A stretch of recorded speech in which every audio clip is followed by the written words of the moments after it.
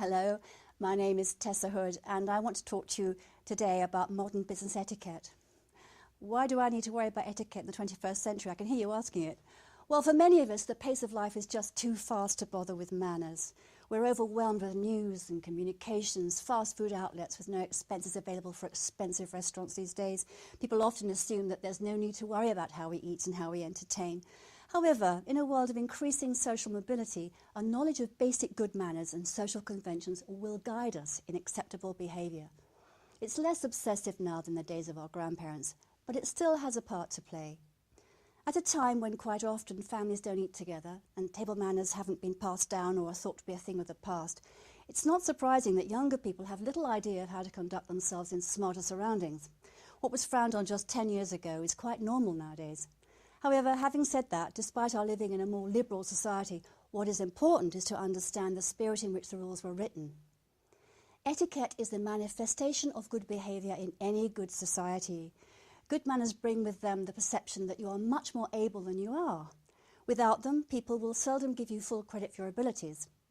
No one's going to care whether your bad manners are based on ignorance, carelessness, selfishness, rudeness or hostility.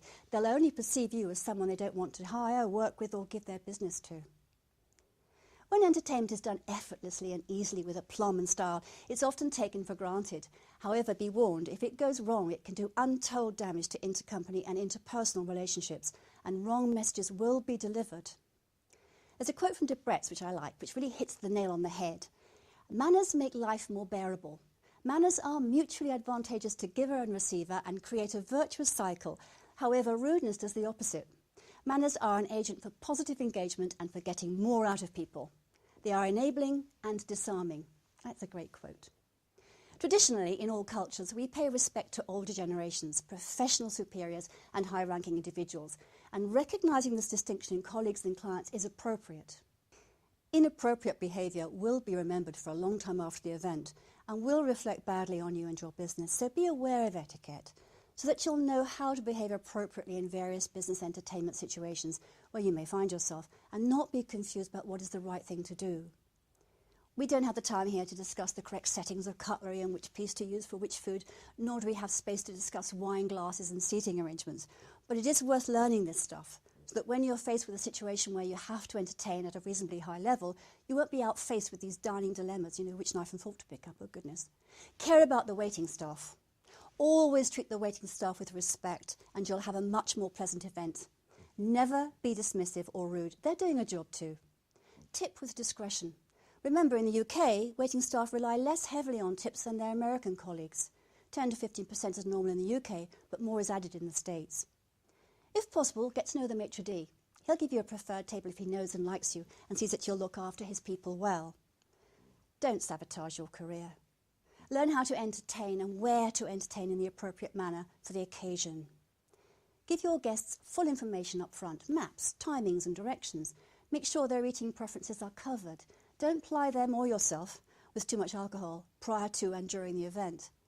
Personally check bookings and table placements. Never ever be late. Never have your mobile phone on during meals, or at least, if you must, have it on silent. At a higher level, ensure you know the form at national events like Ascot, Goodwood, Wimbledon, Henley, Glyndebourne, the Royal Opera, or if you're not British born, at your own cultural events. It's vital to know exactly how to go about enjoying all the facilities at each event and take care of your guests in a truly empathetic and caring way.